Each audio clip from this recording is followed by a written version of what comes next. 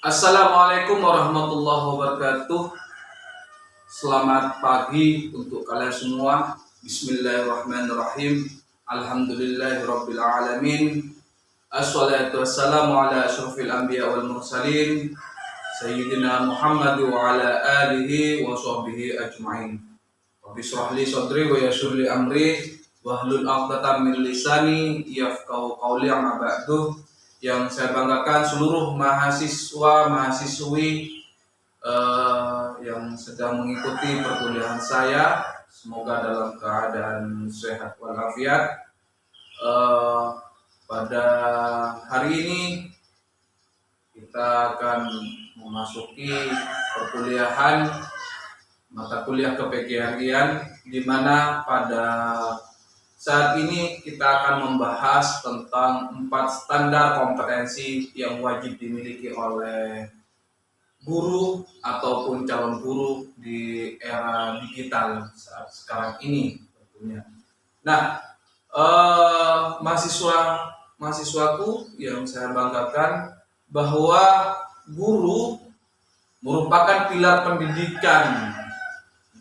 Oleh karena itu, keberhasilan pendidikan di suatu negara, di suatu bangsa sangat dipengaruhi oleh peran strategis para guru.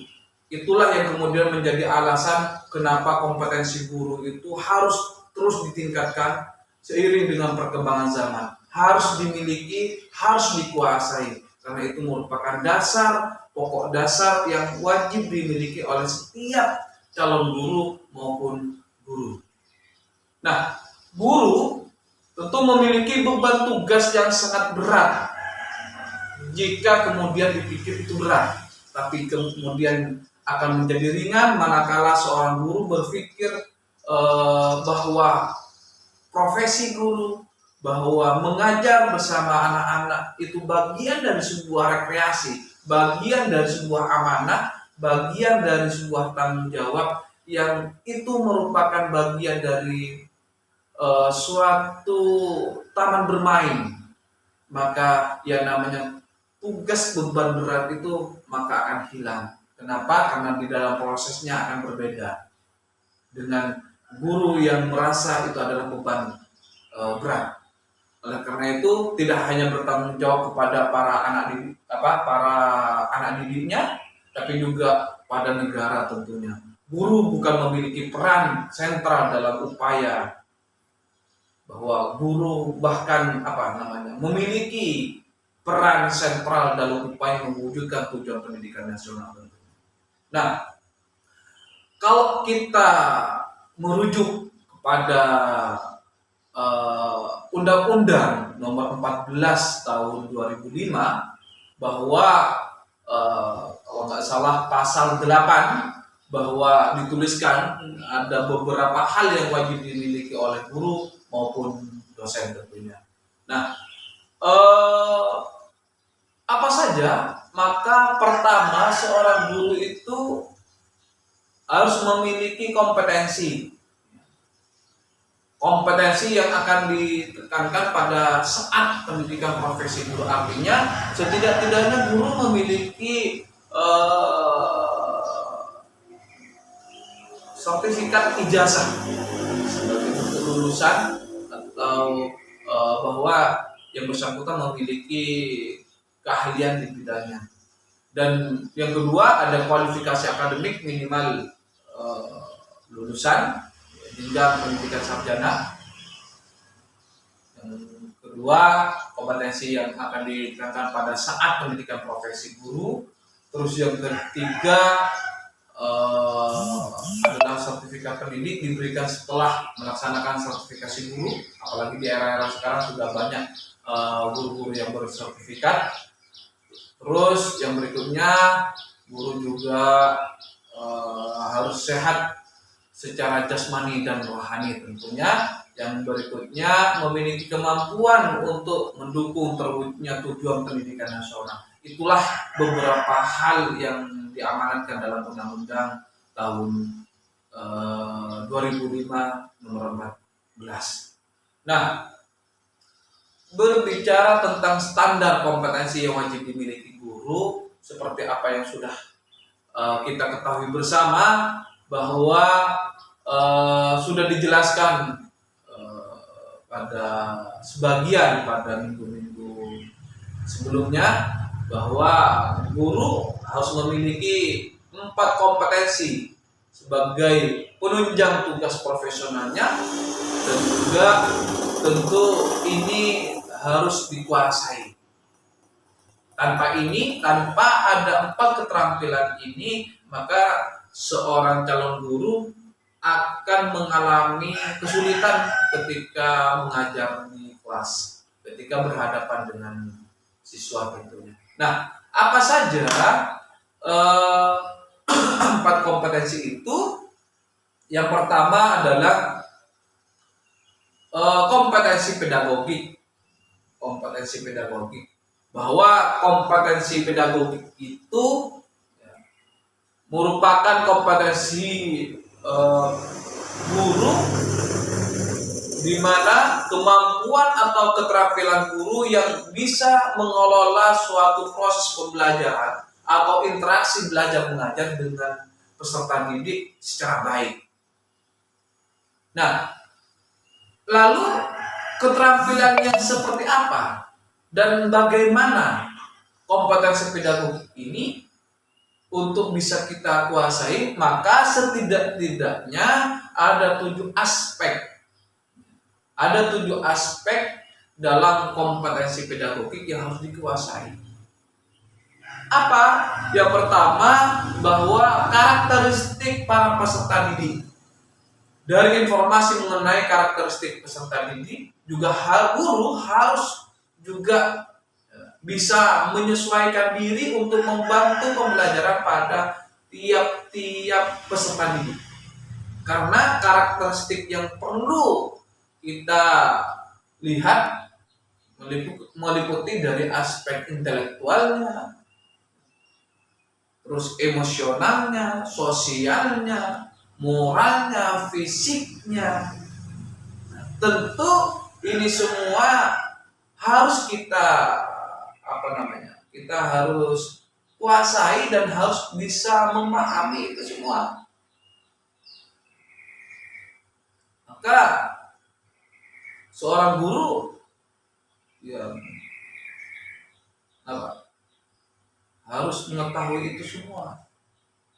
Maka sekali lagi, kompetensi pedagogik itu adalah kemampuan atau keterampilan guru yang bisa mengelola suatu proses pembelajaran atau interaksi belajar mengajar dengan peserta didik. Jadi, bagaimana interaksi dengan peserta didik? Seperti apa yang sudah tadi saya sampaikan, bahwa seorang guru itu harus bisa berinteraksi, bisa memahami karakteristik tentang aspek intelektualnya seperti apa. Guru harus bisa memahami itu. Maka keterampilan tersebut juga seorang guru harus, ini bagaimana emosional anak, moralnya, sikapnya, dan lain-lainnya. Terus yang berikutnya juga ada teori belajar dan prinsip pembelajaran yang mendidik. Guru harus bisa menerangkan teori pembelajaran secara jelas kepada peserta didik, menggunakan pendekatan tertentu dengan menerapkan strategi, teknik maupun metode yang kreatif. Nah, seorang guru tidak hanya sekedar mampu untuk mentransformasikan keilmuannya kepada peserta didik, namun bagaimana seorang guru memiliki keterampilan, memiliki strategi atau teknik maupun metode dalam rangka untuk mempermudah, dalam rangka membangun rangsangan semangat peserta didik dalam menerima ilmu maupun menerima pembelajaran di dalam kelas dari seorang guru. Tentu ini perlu juga dimiliki. Tidak hanya sekedar menjelaskan selesai, tetapi bagaimana guru di dalam kelas itu bisa merangsang peserta didik dalam minat belajar peserta didik. Nah, yang berikutnya ada pengembangan kurikulum. Guru harus bisa menyusun silabus, RPP sesuai dengan ketentuan dan kebutuhan. Mengembangkan kurikulum mengacu pada relevansi dan efisiensi serta efektivitas dan kontinuitas serta integritas dalam fleksibilitas. Artinya apa? Bahwa seorang guru itu mampu juga menyusun atau membuat perangkat pembelajaran yang mengacu kepada pengembangan kurikulum tentunya. Karena di Indonesia itu yang namanya kurikulum selalu berkembang, selalu mengalami pengembangan yang kemudian mau tidak mau guru harus mengikuti perkembangan tersebut. Oleh karena itu guru juga harus bisa menyusun yang namanya silabus, RPP, dan lain-lainnya. Ya. Itu berikutnya juga bahwa pembelajaran yang mendidik. Ya. Harus ada pembelajaran yang mendidik. Apa? Bahwa guru tidak sekedar menyampaikan materi pembelajaran, namun juga melakukan pendampingan. Materi pembelajaran dan sumber materi harus bisa dioptimalkan untuk mencapai tujuan tersebut. Artinya apa? Bahwa seorang guru tidak sekedar hanya mentransformasikan keilmuan tersebut, tetapi bagaimana mampu mendampingi peserta didik tersebut untuk bisa menguasai, bisa memahami, dan bisa melakukan terhadap instruksi-instruksi sesuai dengan tema atau pembelajaran yang sedang diberikan kepada peserta didik. Karena indikator capaian dalam pembelajaran itu bahwa saat sekarang ini tidak hanya siswa mengetahui, siswa mengerti, tapi juga salah satu indikatornya adalah bagaimana siswa mampu melakukan action sesuai dengan tema pelajaran yang diberikan. Berikutnya juga bahwa guru juga harus bisa bagaimana cara berkomunikasinya. Sebagai guru harus bisa berkomunikasi dengan efektif saat menyampaikan pelajaran, saat menyampaikan materi. Maka guru juga harus berkomunikasi dengan santun dan penuh empati pada peserta didik, penuh keakraban, penuh kekeluargaan. Bagaimana guru bisa komunikasi lebih dekat, bagaimana guru bisa berkomunikasi yang kemudian tidak ada jarak. Maka perlu setiap guru membangun suasana keakraban, kekeluargaan, baik di dalam kelas maupun di luar kelas. Berikutnya juga bahwa guru juga harus bisa melakukan penilaian dan evaluasi belajar. Kenapa? Karena penilaiannya meliputi hasil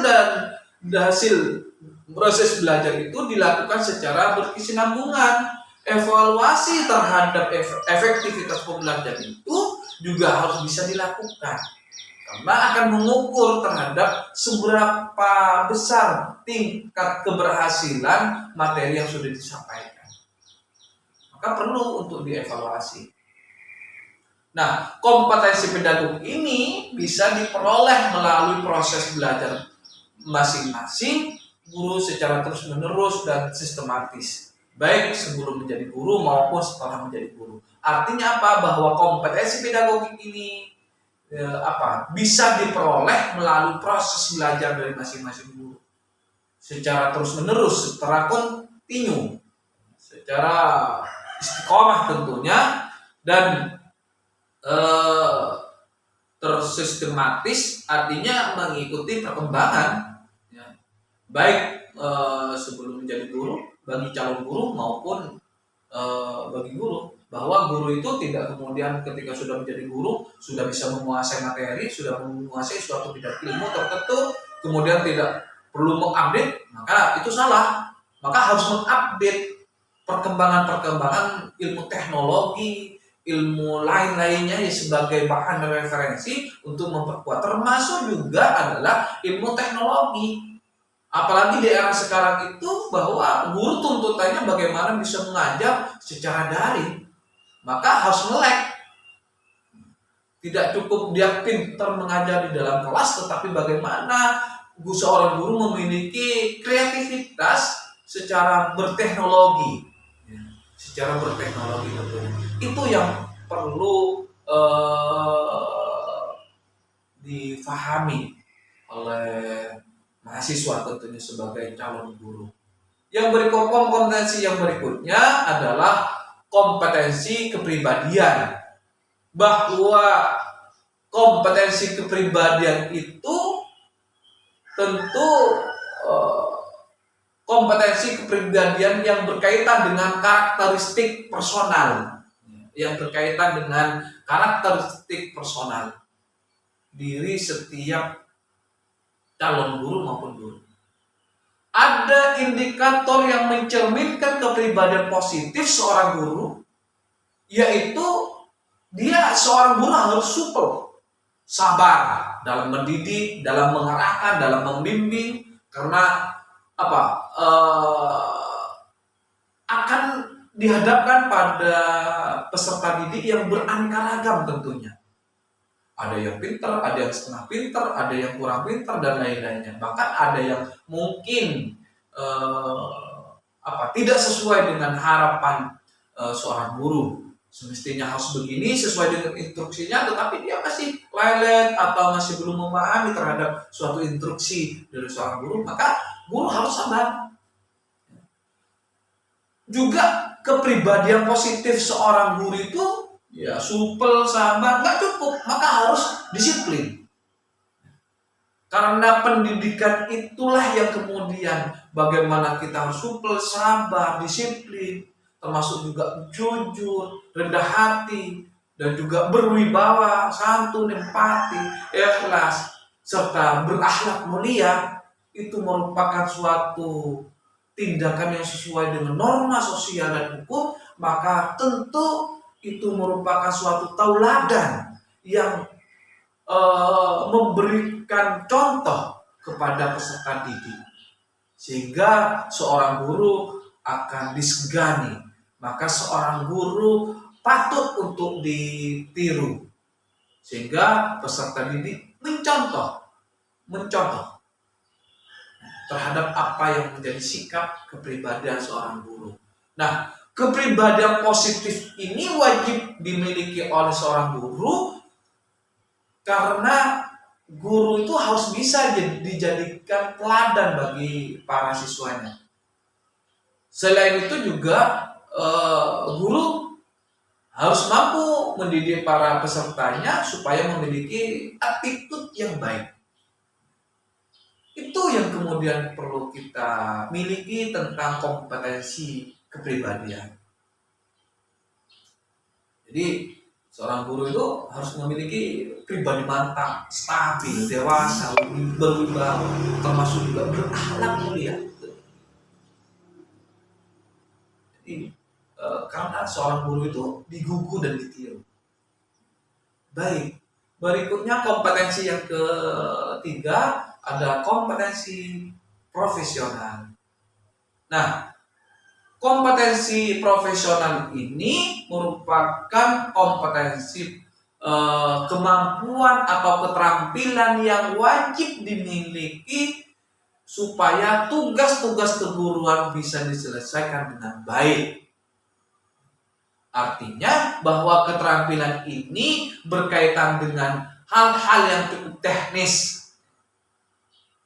dan akan berkaitan langsung dengan kinerja seorang guru. Adapun indikator kompetensi guru profesional,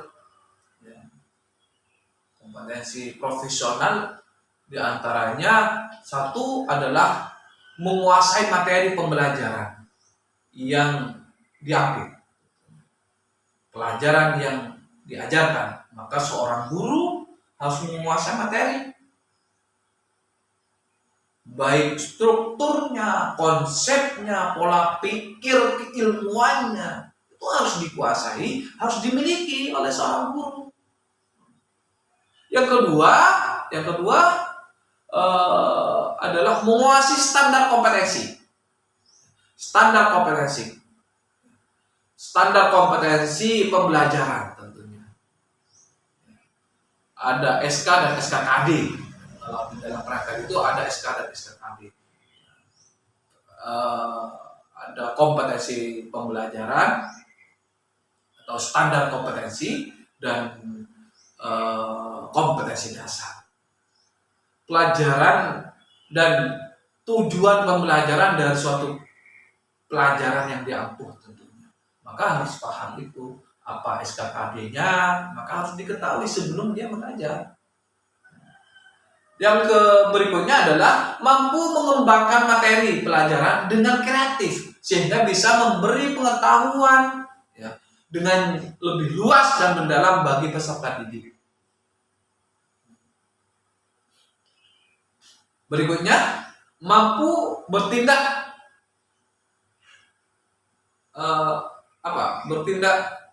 reflektif ya, demi mengembangkan keprofesionalan secara konsisten.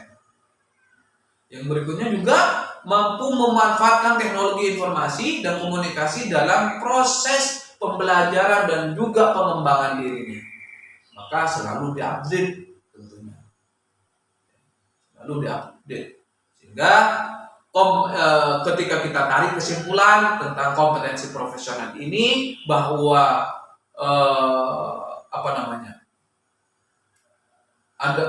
yang dimaksud dengan kompetensi profesional ini adalah bagaimana seorang guru mampu menguasai materi atau suatu bidang ilmu tertentu yang secara luas dan mendalam. Dan yang terakhir, kompetensi sosial. Nah, kompetensi sosial ini merupakan kompetensi terakhir bahwa merupakan kompetensi yang berkaitan dengan keterampilan berkomunikasi, keterampilan bersikap, bergaul dan berinteraksi secara umum, baik itu dengan peserta didik, baik itu sesama guru, sebagai kolega, baik tenaga kependidikan, orang tua siswa, hingga pada masyarakat secara luas. Bahwa kompetensi sosial ini merupakan kompetensi yang harus dimiliki oleh seorang guru dalam rangka untuk bagaimana mampu berkomunikasi dan bergaul dengan elemen pemangku kepentingan atau stakeholder di sekolah maupun dengan masyarakat luas tentunya. Karena bagaimanapun juga, karena kita adalah makhluk sosial, mampu berkomunikasi, mampu berinteraksi dengan orang lain. Nah, tentu kompetensi sosial ini seorang guru memang menjadi bagian dalam dirinya agar kita bisa membangun jejaring lebih luas, bisa bertukar pendapat, bisa sharing, bertukar keilmuan dengan guru-guru yang lainnya. Apalagi daerah seorang guru itu sekarang banyak komunitas dalam rangka untuk mengembangkan keilmuannya. Ada MGBK atau ada kelompok belajar atau kelompok kerja guru. Jadi artinya? Ada beberapa kelompok-kelompok, komunitas-komunitas yang seprofesi tentunya. Maka bahwa seorang guru harus mampu bersikap inklusif, objektif, dan tidak melakukan diskriminasi terkait dengan latar belakang seseorang, baik itu berkaitan dengan kondisi fisik, status sosial, jenis kelamin, ras, latar belakang maupun latar belakang keluarga maupun agama. Artinya apa? Bahwa seorang guru itu tidak memandang itu, ya, apakah karena memiliki memiliki kondisi fisik yang berbeda. Tidak boleh membeda-bedakan itu. Harus memperlakukan peserta didik itu sama. Baik itu berbeda keyakinan maupun yang lain-lainnya. Terus yang berikutnya juga seorang guru di dalam kompetensi sosial ini juga harus mampu berkomunikasi dengan efektif, menggunakan bahasa yang santun dan empatik. Menggunakan bahasa yang santun dan empatik. Dan juga seorang guru harus mampu berkomunikasi baik secara lisan maupun secara tulisan. Yang berikutnya, guru harus mampu beradaptasi dan menjalankan tugas sebagai guru di berbagai lingkungan dengan bermacam-macam ciri sosial budaya masing-masing. Maka guru harus mampu beradaptasi, harus mampu beradaptasi dengan situasi, lingkungan, dan lain-lainnya. Karena kalau kemudian seorang guru susah untuk beradaptasi, maka tentu guru kurang nyaman dalam bekerja, dalam menjalankan kewajibannya. Maka akan banyak menemukan hambatan-hambatan. Oleh karena itu, seorang guru harus bisa cepat beradaptasi, mampu membaca lingkungan, peka terhadap lingkungannya. Karena tempat bekerja, yakni di sekolah, itu merupakan rumah kedua setelah rumah kita tempat tinggal.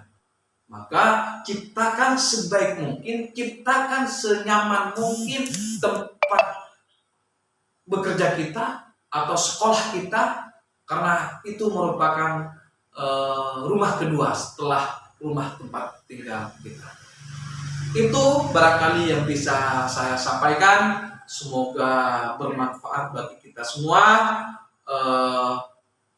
Mari kita perdalam referensi tentang keguruan ini. Kita diskusikan, kita pelajari, dan semoga apa yang sudah kita barusan kita sampaikan, kita jelaskan, membuahkan manfaat bagi kita semua. Terima kasih. Sebelumnya, untuk pertemuan selanjutnya, mari kita cari referensi, dan kalian akan diberikan satu tugas untuk mencari apa itu PGRI. Sekali lagi, setelah kalian mengikuti perkuliahan ini, minggu depan saya akan membahas tentang apa itu PGRI. Sebelum saya bahas, monggo silakan kalian seluruh mahasiswa-mahasiswi untuk mencari referensi, untuk mengenali, untuk mengetahui apa itu PGRI. Oleh karena itu, silakan cari referensi bagi kalian untuk kita bahas di minggu depan. Terima kasih.